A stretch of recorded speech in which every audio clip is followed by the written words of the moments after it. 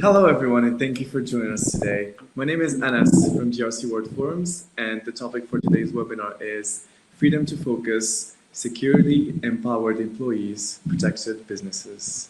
If you don't have any questions for our speakers, then please submit them using the Q&A chat box, and we will aim to answer these at the end of the webinar presentation. This webinar is also being recorded and will be made available on demand. Welcome, everyone. I would now like to before I hand this over, I'd love to present today's webinar speakers. And we have Rick Goud, CIO of Zivver. So before founding Zivver and during his career as a strategy consultant in the health industry, Rick noticed that a variety of sensitive data was frequently being handled within organizations, from patient information to company performance and legal documents. Many of Rick's clients had questions about data security and how data was being reused. Shortly thereafter, Zivver was born. I'd also like to present Tanya Palmariellodiviney, Director of Data Privacy Simplified Ltd. Tanya comes with over 17 years of experience in information governance and data protection, having supported Bedfordshire's general practitioners, former primary care trusts and 2 acute trusts, Bedford Hospital and Hinchinbrook Hospital, in information governance and data protection compliance, in addition to the NHS England and City and Goud Group. Another speaker I'd like to present is Barry Mould, Director of BGM IG Privacy Ltd. And Barry is an information governance and data protection practitioner of many years standing, formerly as the head of information governance for an NHS trust and more recently as an independent consultant. His passion is to make the subject interesting and understandable for all. He is a fellow of the Information and Records Management Society, and in 2020 received the Information Commissioner's Practitioner Award for Excellence in Data Protection. And our host for today, Kelly Hall, VP of Corporate Communications at Zivver. Kelly's specialties are global and regional PR strategy and consultancy, issues management, Marcom's campaign planning and execution, influencer relations, and social/PR integration, crisis management, client service, and team leadership. She also meddles in the sectors of brand marketing, technology, B2C, and B2B. Kelly has also brand experience with Bacardi, Vodafone, Huawei, Google, YouTube, HP, Nest, IBM, and Cartesius Business Objects. I'd just like to welcome everyone again and thank you all for joining. I will now hand this over to Kelly Hall to start us off with today's panel. Thank you. Great, thank you, and good afternoon, everybody. Thank you for those introductions. I'm really excited to be hosting this debate with our panel of experts today. This year, we saw the biggest to date global research commissioned by Zivver to look at the state of the nation and the view on outbound digital communications and workplace productivity. The research, Freedom to Focus, surveyed over 6,000 end users across the globe and 850 senior IT security decision makers. So it's a good sample. And the report actually that we're going to be touching on is available to download and take away today in the handout section. It raised some really interesting trends and angles, not only just amongst IT security experts, but also from individuals who are using technology, who are using communication tools every day and sending information every day. So we wanted to get together and have a discussion on some of these stats and generally get our experts' views on the trends that we're seeing today in the market. So I'm going to kick off with some questions, but obviously, guys, free flow conversation, so feel free to chip in where you want.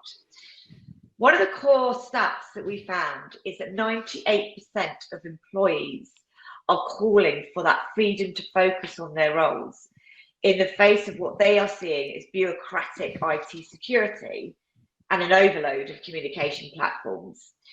Rick, I'm going to come to you first.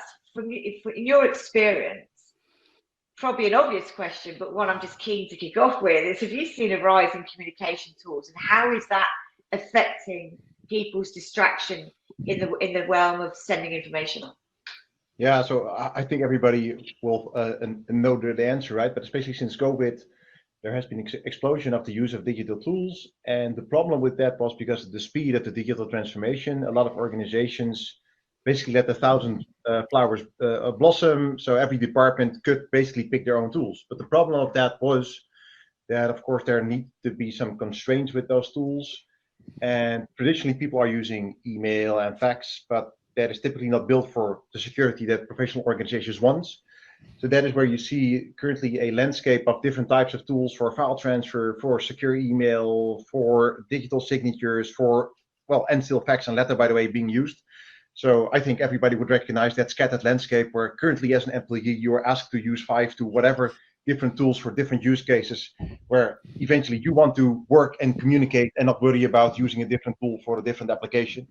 And I think that is what you are touching upon, and what we found in the report, indeed, that a lot of employees are hunkering for that more simple, effortless way of communicating from a single tool, instead of expecting them to click on the right button at the right time, use the right tool to send the right information by themselves. Great. Yeah, absolutely. And Barry, would you agree with that? Yeah, I come from a nursing background, so I know how busy nurses are normally, but then obviously during the pandemic they've been extra busy, but not just nurses, but other people who work in the health service, even the service managers, the secretaries, and there's lots of communication that needs to happen. And certainly in these days, where we've now got an integrated care system, we need to share information. Now, we can do that through platforms, but obviously email is still a very big part of it. And actually, to be able to go onto a system and be able to send information securely with very little effort, and with, I'm not going to say no thought, but with little thought, you can be able to send information that's safe and secure to patients who don't have what we use in the NHS as a nhs.net account. You can send it to their Yahoo, their BT Internet. You can send it to solicitors at they're unsecure, but you can send it secure through Zivver. So to me, it just makes absolute sense. One is for the staff, but also for the receivers, whether it be patients or solicitors or insurance companies, to receive that information safely and securely. Great, thank you. We just touched on this, but the way of working has clearly evolved massively in the last few years. There's a demand now to be more flexible and work in more of a hybrid model. Our research actually shows that 62% of employees, though, are admitting to sending an email in error. And they are actually saying that's a result of more of a hybrid working environment. Tanya, I'll come to you on this one. I think I know the answer, but does that statistic surprise you at all? No, not at all. Obviously, in all my years, it doesn't matter in which environment, whether in the NHS, education, commercial, charities, it's always the same picture, and also emails is around for years and years. The issues of the data breaches haven't really been resolved. There's been a number of security tools that have been brought in to save it. But I remember something in particular in an organization where I worked, it took 1 year to draft an email policy. But of course, with the tools we had, they said, but everything that you just suggested, we're going to encrypt the email. We can send it still to the wrong person. So, even such a simple policy took 1 year, because they were right. These were done, if the biggest issue was the data breach for human error, actually the tools that we were bringing in, and my argument was, well, we have to work with what we have, and that was encryption is the minimum. It's a defense and law. We can say we've done what we could, but actually the bottom line was they wanted something that would support them in making those decisions better. And also, where when we did root cause analysis on data breaches, it was always like, well, they were overworked, they were under pressure, and they sent it. What was our mitigating measures? Putting posters up, the triple check, takes 3 seconds, all of these things.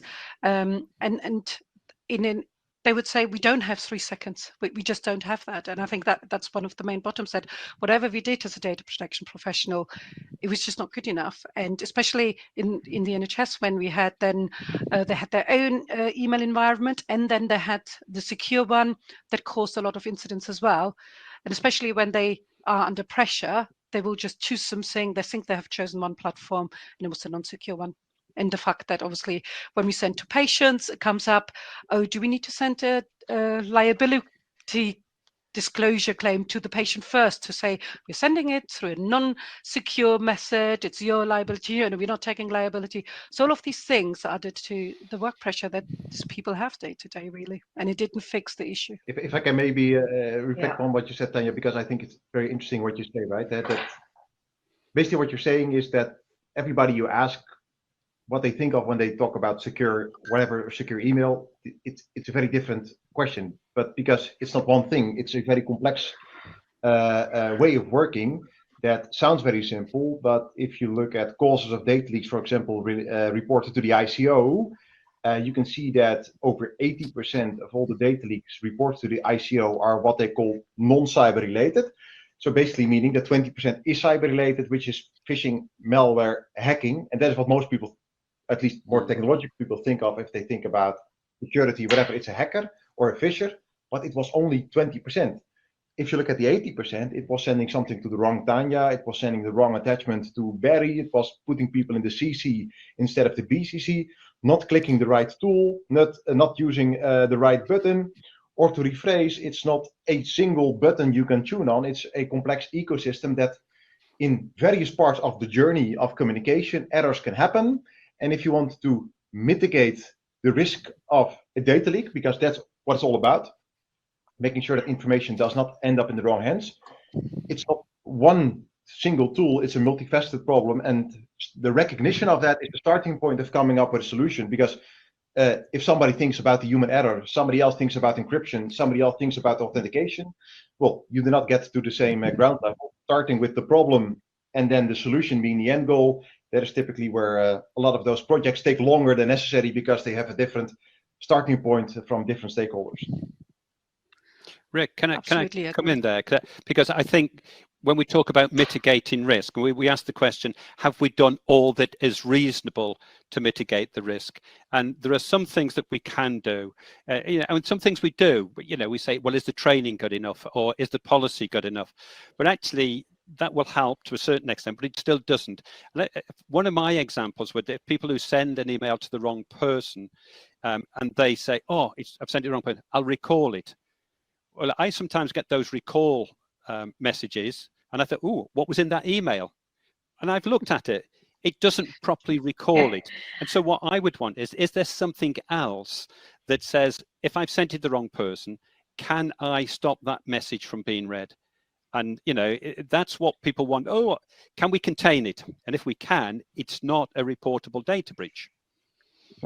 Yeah, exactly. And so I think you touched upon one of exactly the things that should be in scope when you look at a secure email or a secure communication solution. Because so maybe helping to digest that a little bit. So if you look at cause of data leaks, what you need to do is make sure that your employees send the right information to the right person with the right security. That is already where a lot of those things start before sending it, right? And you see so many organizations that say, okay, but we have a classification system. Well, that's at least a little further than many organizations are, but typically in the UK, there's this traffic light protocol, TLP system. But they expect their employees, the nurses, their doctors, their lawyers, to first manually classify a document as something being sensitive, yes or no. Yeah, but then you first have to explain to people what makes a document sensitive, yes or no, what should fall in that category, let alone expect them to then classify it prior to sending it. Well, that is, of course, I see you laughing, but that is where a lot of these errors already happen. Yeah. Let alone you do not on purpose address the wrong Barry. That is something because you have multiple Barrys in your auto-completion form. That's the second one. And if you make a mistake, you want to be able to understand what the impact of the mistake was. If you can recall it, you want to recall it, and you want to know who did or did not access it before recalling it. identifying those requirements and that use cases, that if you do that properly, you will find the best solution. But without doing that, you will be buying a solution to a problem that you have not defined yet, and that is a disaster waiting to happen.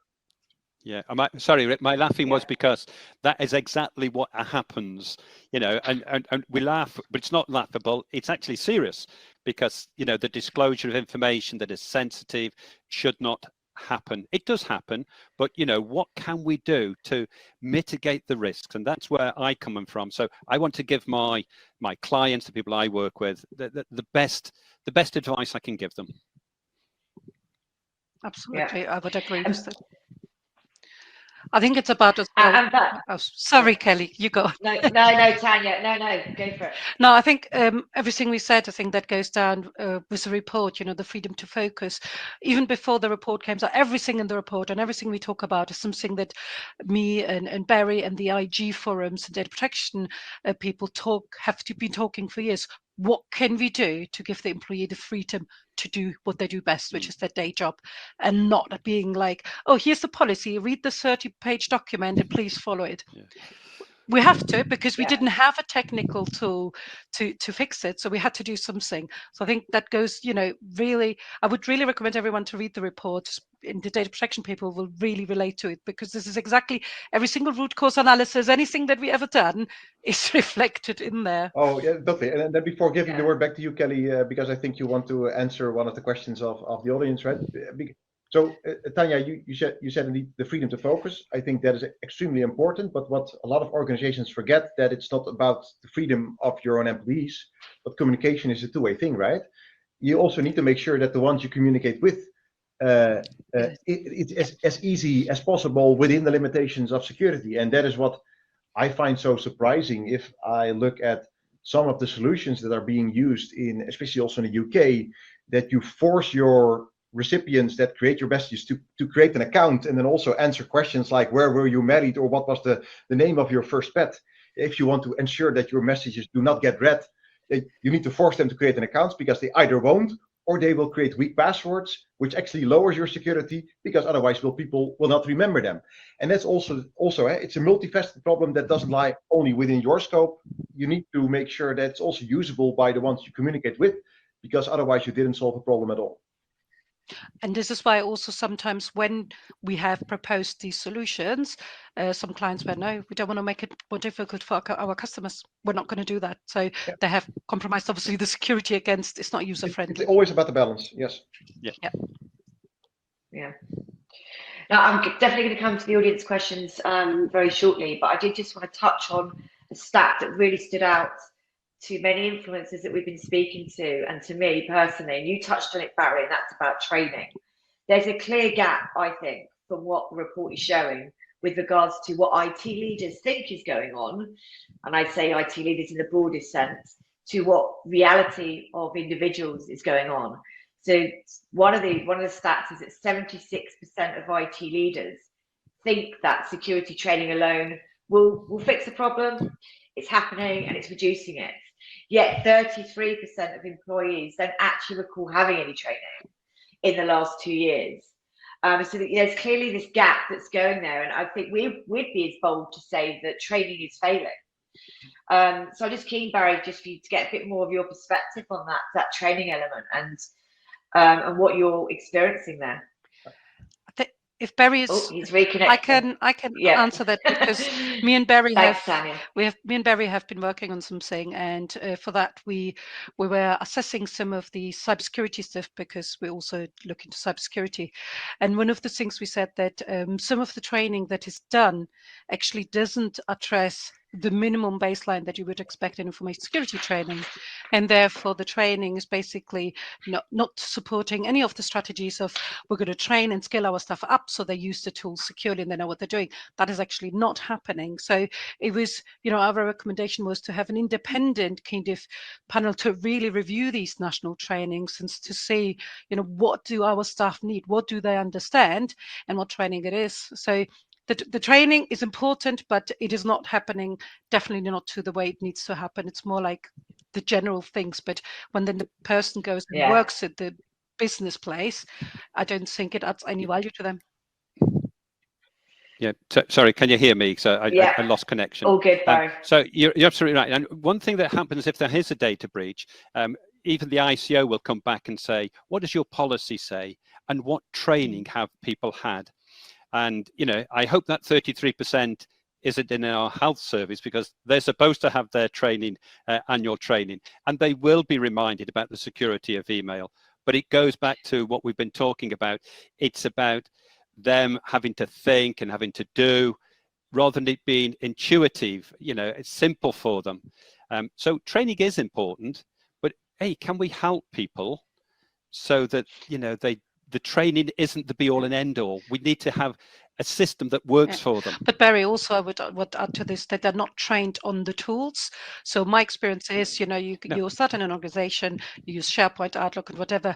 You go on YouTube and you do the tutoring, because no one is going to teach you on them. There's no team in an organization that is going to teach you on how to use those tools securely. And I think that's what they're missing the trick, and they're giving you some of the awareness on information security. You know, don't click on a phishing email or something, but it doesn't actually teach you how to send an email securely. I know it's not simple, but we can't forget that some employees' skill set is not that in technology at all. Yeah. And somebody's just put into, if a data leak occurs by human error, surely it's already too late. Absolutely, it is too late. What we need to do is to mitigate that risk, so that what can we put in place, what tools can we give them that is going to not stop it altogether? I don't think we would say that, would we, Rick? No. Or I wouldn't, you wouldn't say that, but as well. But, you know, what tools can we give them that's going to help to, you know, lower that risk? And you're absolutely right. The training we give them is normally training about, data is people's sensitive data. We've got to be, but it's not about how to use systems properly. But even if that was the case, it needs to be simple training, because the system is simple. So, reflecting on also what the question is, so I think you need, if there's a human error, you have a big problem. Then only secondary prevention measures, like being able to recall messages, is the only mitigating risk. So that is why it is also important.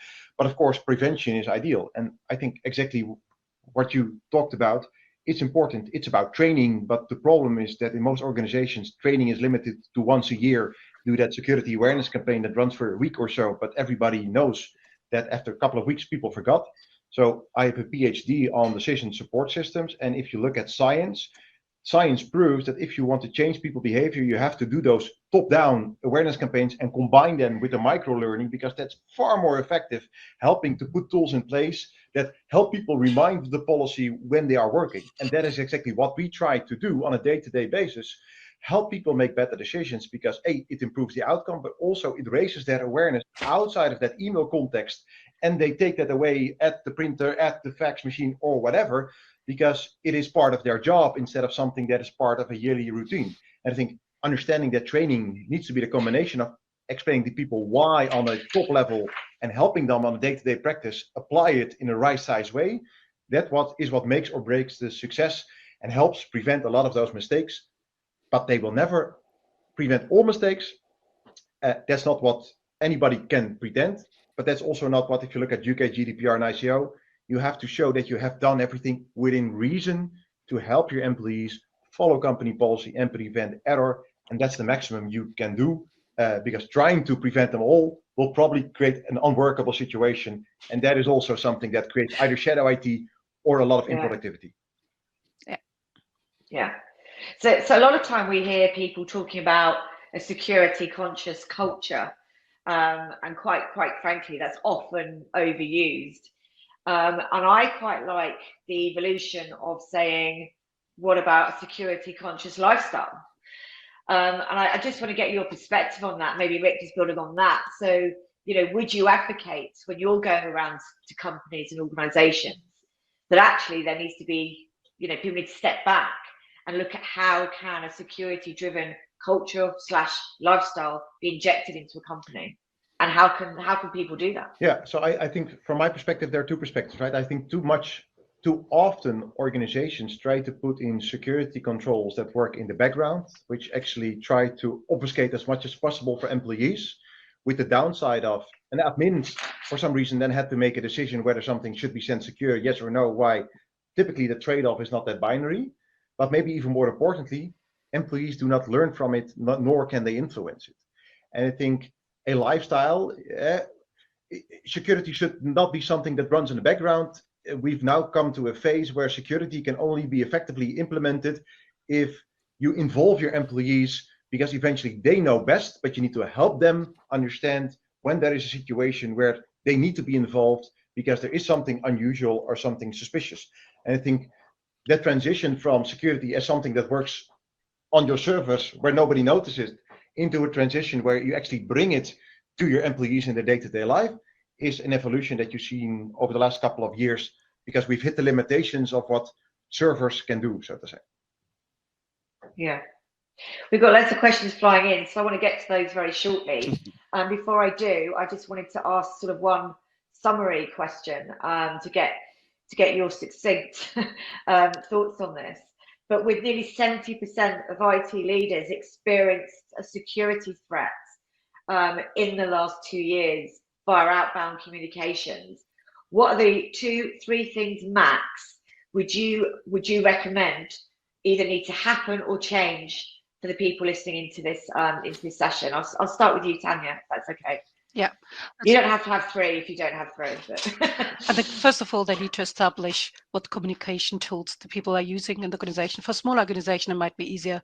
For bigger ones, if they don't know what they don't know, they're then going to buy a solution, buy a wrong solution. So it's know what you have and what you're using, what your people are using, and if is there anyone that is using shadow IT tools and why. So really get to know that is such an important question and not to be forgotten. Don't just go off and buy something without actually knowing, as Rick said, what is the requirement.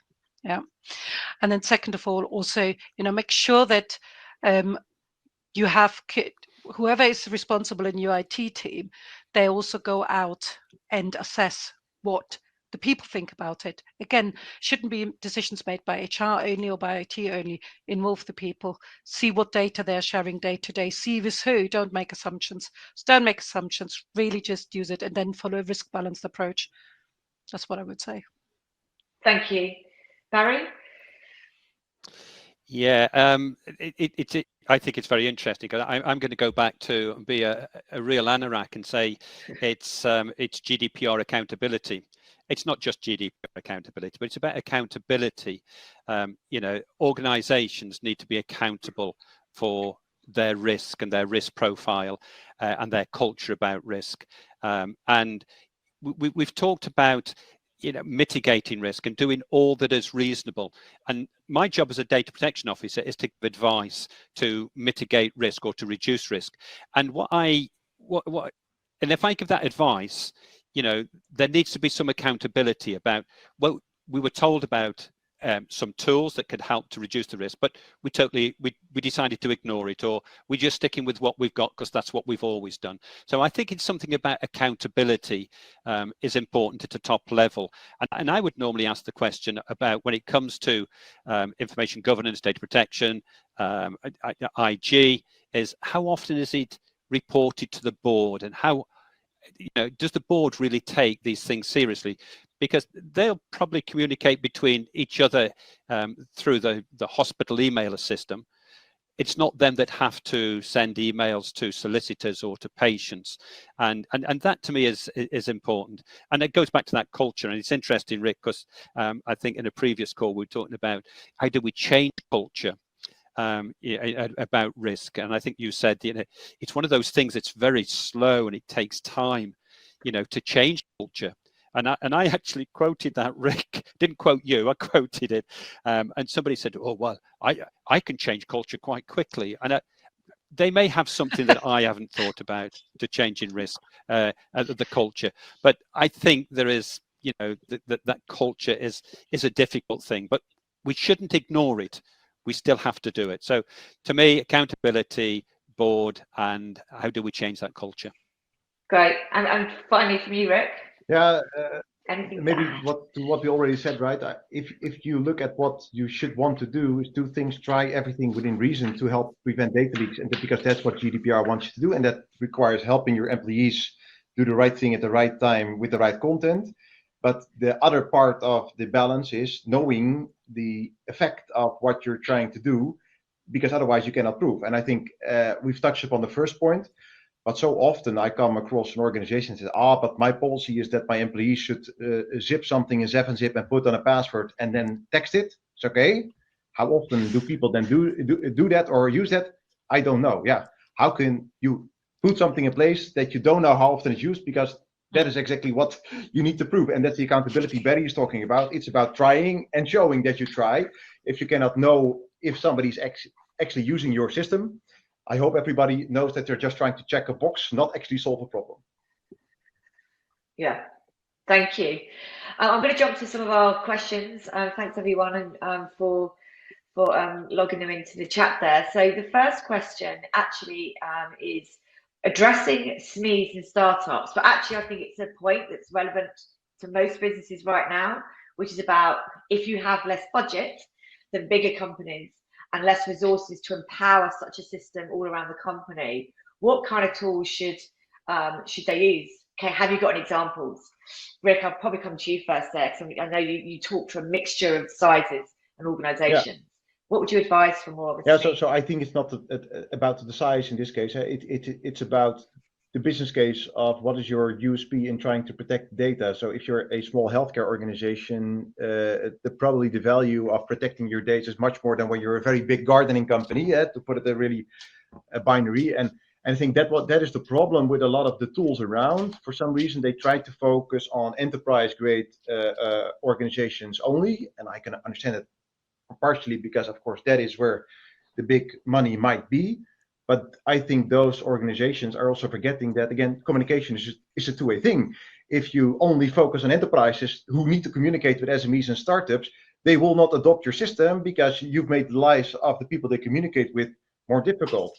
So I think it's not about the size, because if you look at our solution, for example, not to put that front and central, we have a self-service portal that allows companies up to 50 users to just buy it within a couple of minutes for a price level that is probably affordable to everybody. But of course, it depends on the problem you're trying to solve, and that is not related to size. It's related to the type of data you are sharing and the sector you're active in. And if you look at that business case perspective, where it's about mitigating risks, increasing productivity, but also reducing the cost of all those different tools you have in place, it's not about the size. And currently, for us at least, it works with every size of company. We have over 7,000 organizations that use us for the day-to-day secure communication, of which I think over 4,500 have less than 50 employees. So at least for them, the business case works. Yeah, Sorry, Tanya. I want to add that I'm sitting on the board of directors for a charity, and as you can imagine, charities never have a budget. They don't, because the main focus is to provide that service that they provide under the charity, and they run on very little budget. But then you need to think about, same as Rick said before, if you have contractual obligations in your organization that actually says, under this contract and the service you deliver to us, you need to protect our data, and we demand, we are telling you, you need to use encrypted email. That's just an example. They might just say you have to comply with GDPR and so on. The breach of the contract, how much will that cost? Or turn it around into more like an employee when they say we don't have time. When a data breach occurs, the man hours and possible litigation and fine will then be higher. So it is the balance of what data do we use on a day-to-day? What data is it that we need protecting? And then is there any contractual obligations and also moral and ethical obligations towards the person you're sending this data about?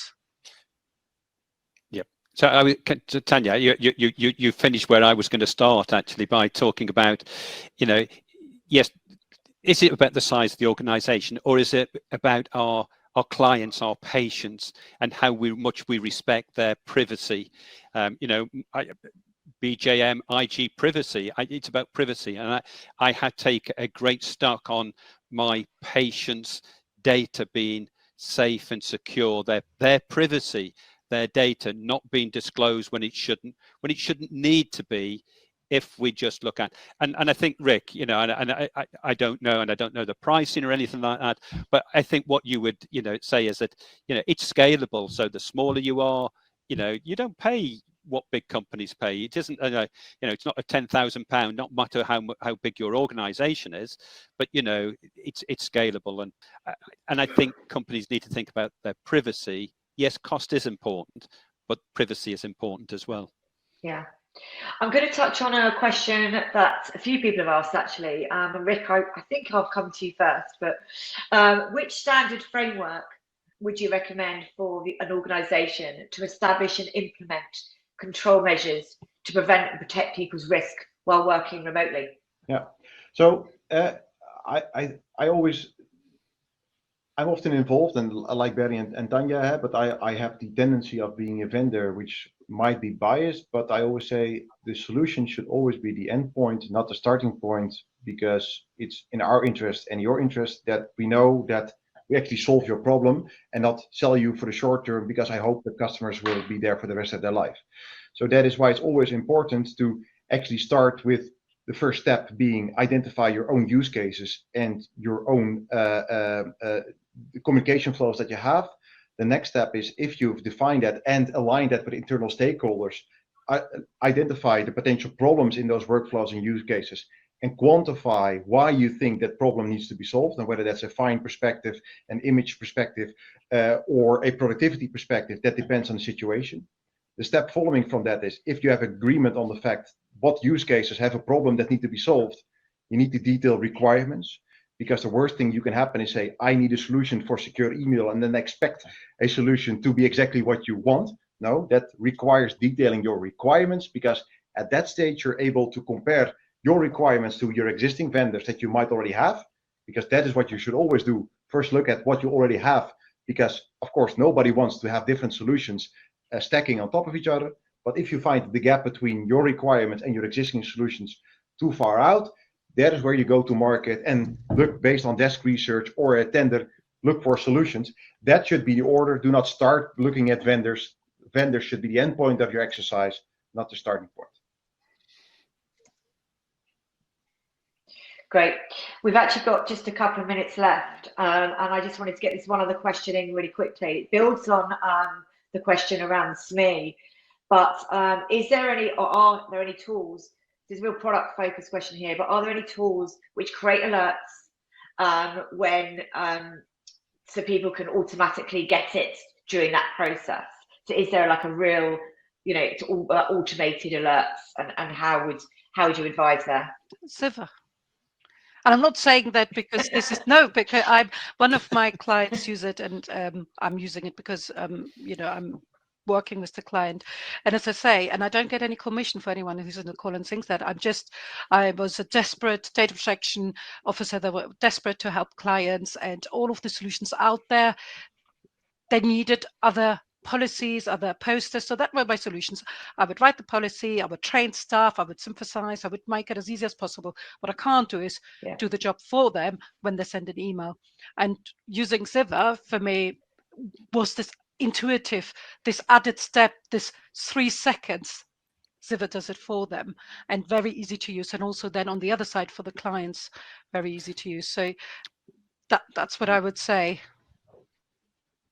Yeah, it's interesting because I was talking to somebody this morning at a conference at the MAT, and I happened to mention about secure email, and I said Zivver, and somebody listening said, "Oh, Barry, you like a little bit of Zivver," and I said, "Yeah." I said simply because it's intuitive, it's easy, it's simple. Now, and the reason I'm on here today is because I wouldn't do this for everybody, because there's lots of companies out there doing the same thing. But when it comes to secure email, and what Zivver offer is something that, yes, there are some companies that offer some secure thing, but it becomes clunky and not intuitive. But Zivver does offer something like that. And you're absolutely right, Tanya. We're not on any commission with Zivver on this.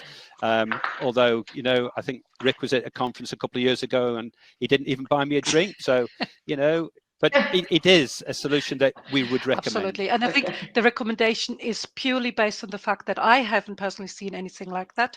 And it's something that, if I think back about all the reports I've ever written about autofill and posters, actually this tool does automatically. And before I saw the demo and used it myself, I couldn't visualize it because I didn't think like that. I'm not a programmer or software developer.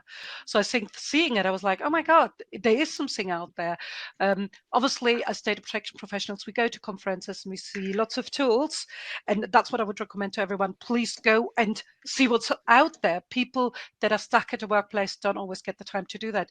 But from me and Barry's side, Zivver, I haven't seen anything like that. I'm not saying there is nothing out there, but I haven't seen anything like that. I think you're almost making me blush, Tanya and Barry. Yeah, but again, trying from an objective perspective to what you're saying, right? I think that is why it's so important to talk about requirements. Because, for example, yesterday I was talking to a very big law firm, and then the first time I said, "Oh, I have something similar because I have a system that for every email I send, it gives me a pop-up. What I have to validate is it indeed Barry and Tanya that you're addressing, and as a next step, is it really the attachment you're saying?" It's okay, how often do you still look at that? And the answer was, to be honest, not too much, because we have more systems that give pop-ups, but it needs to be about the unusuality, because also their science show that if you give people pop-ups, after 5 or 4 pop-ups, they will not look at the pop-up again if it was not logical, if it was a false positive. It's called alert fatigue. And that is where defining your requirements, what for you is important in helping your employees do the right thing, you will probably come down to the fact that giving you a warning that says, hey, Tanya, you're sending something outside of your organization is probably not your want, because it's your job. It's about the unusuality. And that is where you see that a lot of differences exist between solutions that typically just trigger on a word or something that you do outside of your organization, while ideally it should be about the unusuality. And that is where the complexity of software versus the usability for end users should also be balanced, and that is where the big difference between a lot of vendors in practice really exists. Great. Thank you all.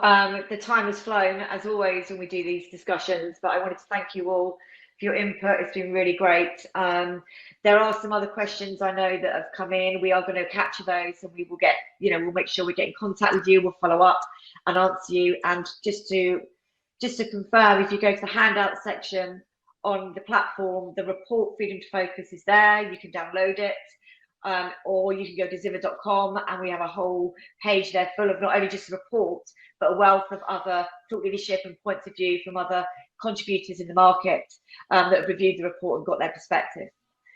So with that, I'd just like to thank again the panelists, Tanya, Rick, Barry. Thank you so much, and thank you everyone for joining, and I hope you all have a very good rest of your day. Bye-bye. Thank you very much. Bye-bye.